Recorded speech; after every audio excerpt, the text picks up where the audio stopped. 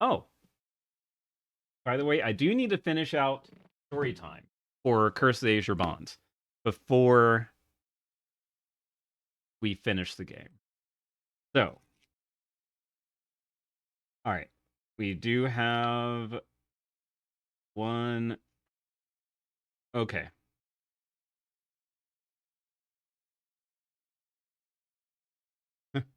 So the story will be a little bit. So if you are not a fan of lore dumps or exposition or anything like that, you got about 5 minutes to stretch, go to the bathroom, all that stuff. All right, here we go. So, a short history of the Dalelands and the Elven Court. 1,357 years ago, humans moving north encountered the Elven Court, a huge outcropping of forest just south of the Moonsea. These humans sought and received permission from the elves to settle the dales around the forest. The standing stone was erected to commemorate the occasion. Out of the agreement, the various human settlements of the Dalelands were born. These included Shadowdale, Mistledale, Daggerdale, and Battledale, and the settlements grew around their population centers, were Shadowdale, Ashbinford, Dagger Falls, and Assembra. South and east of the Elven Court lay the human kingdom of Sembia. The Sembians cut at the forest to make planks for their ships. The elves put a stop to this by crushing the Sembians at the Battle of Singing Arrows 473 years ago. The elves and humans then made an agreement that allowed the humans to push a road from Sembia, past the Standing Stone, to the Moonsea. Where the road met the Moonsea, the city of Hillsfar grew. South and west of the Elven Court lay the human kingdom of Cormyr.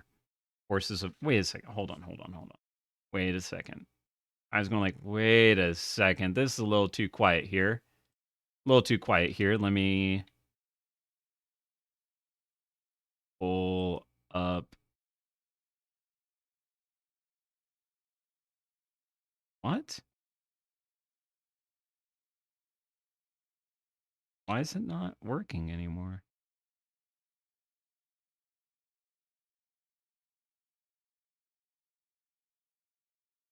Uh-oh. Did I break something?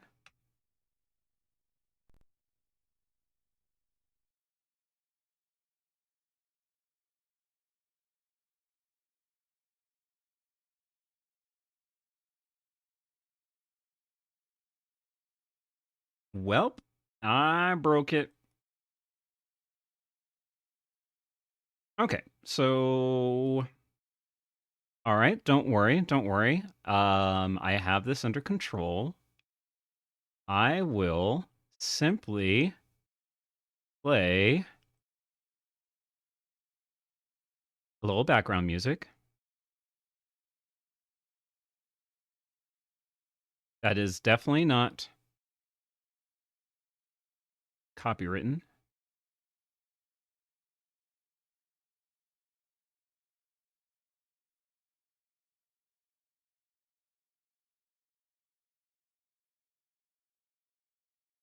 Oh my gosh. If I can pull it up.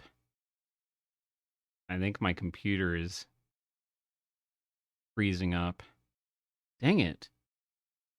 I just wanted to have a little bit of relaxing music while I was reading.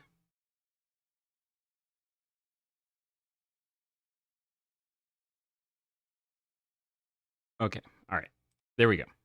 All right. And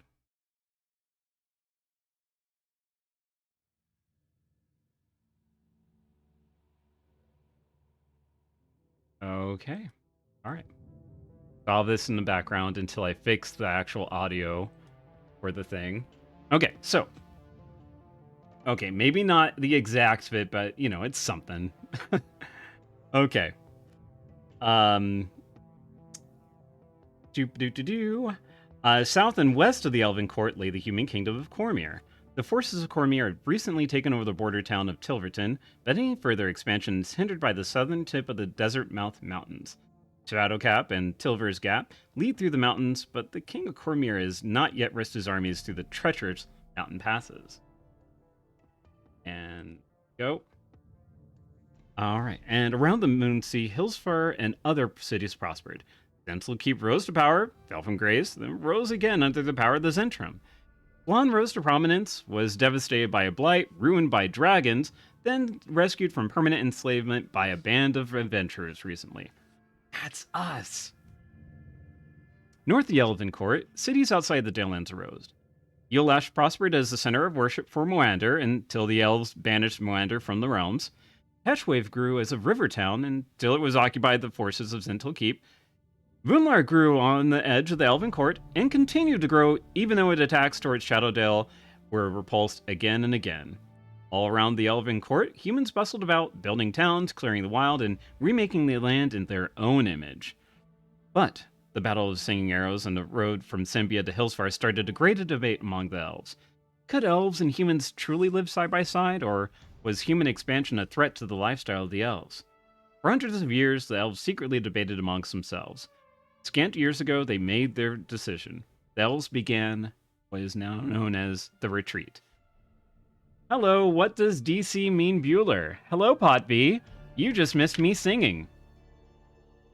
The retreat caught the humans around the Elven Court by surprise. Almost overnight, the inhabitants of the court and magnificent city of Mithranor seemed to disappear. Once the elves decided to leave, they left swiftly. Some elves living in the communities outside the Elven Court left, but others stayed in their new homes. Retreat left a huge area empty. Evil forces quickly took advantage of the power vacuum. The bright elven force quickly became dark and foreboding. The fabled city of Mithranor fell into ruins. And was overrun by evil creatures. And the road from Sembria to Hillsfar was no longer safe for merchants. Oh my gosh, excuse me, I'm so sorry. But a dangerous gauntlet for the adventurous traveler. After the retreat came the dragons. Hundreds of dragons flew out from the north to devastate cities and towns all around the Dalelands. Dragons were driven off or destroyed, but at tremendous cost. The port of Hillsfar was closed for weeks by the huge body of a fallen dragon. The battle between the witch Silune and the giant dragon left nothing but a crater of one corner of Shadowdale. But the flight of the dragons ended as swiftly as it came. Once the dragons were gone, the settlements picked up the pieces and tried to go about their lives. By now, the inhabitants of the Dalelands have gotten used to the absence of the elves after the retreat, and the damage from the flight of dragons is old news. They look toward the future where another harvest ripens in the fields, battles between armies rage, and children grow up dreaming to become adventurers. Holy moly! Hello, Hosway! How are you? Hosway Raid! Hello! Let's give Hosway a good old shout out and some Bork bows. Bork bow.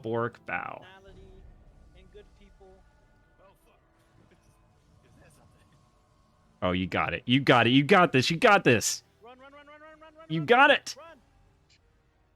Good job. Good dodge. Oh. Oh, you're alive. Why did you not do anything, Hosway? Why did you do nothing? Except die. Also, Hosway, I'm so sorry you missed me singing. Like legit singing.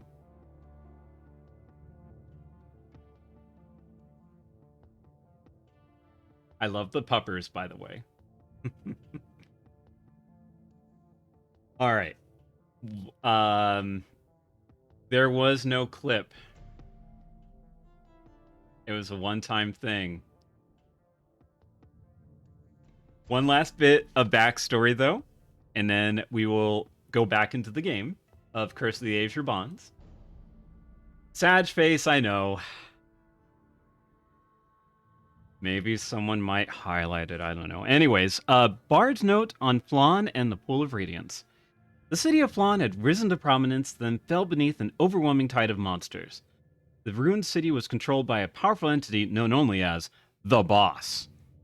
While the Boss looked outward towards even greater conquests, human settlers landed and created a foothold on the edge of Flann. Adventurers flocked to the city in hopes of claiming a portion of Flann's fabled wealth. The battle to cleanse Flann was an epic struggle. First, adventurers cleared the city block by block. Then they found and defeated the concentrations of evil monsters and men in the wilderness around the city. Finally, adventurers assaulted the castle where the evil leader held sway. When the adventurers finally battled their way into the deepest chambers of the castle, they discovered that the infamous boss of Flann was an evil spirit named Terran Thraxus, the Flamed One. He had possessed the body of a great bronze dragon and transported the mystical Pool of Radiance into his lair. The pool was an extra dimensional portal which gave Terranthraxis access to information and power from beings on other places. Terranthraxis used his power to augment the dragon's already fearsome combat capabilities. He was also protected by a squad of powerful fighters with magical arms and armor. The adventurers, uh, triumphed over Terranthraxis and his minions only after the most heroic of combats. Obviously, the bard embellished a little bit. I just used a wand of paralyzation and one shot killed him, but that was like way not epic enough for the bard. It's like, really, that's it? Oh my god, how much embellishing am I gonna have to do here? Anyways, when Terranthraxis was defeated, he did not die. His spirit rose from the body of the dragon and was drawn back through the Pool of Radiance. The pool drained away, and the power of Terranthraxis was broken. Flan was finally free. Like most heroes, however, the adventurers who freed Flan did not stay about. It's known they took a boat from Flan to the city of Hillsfar across the Moonsea. From there, it's rumored that they traveled south and west in search for further adventure, and hence, here we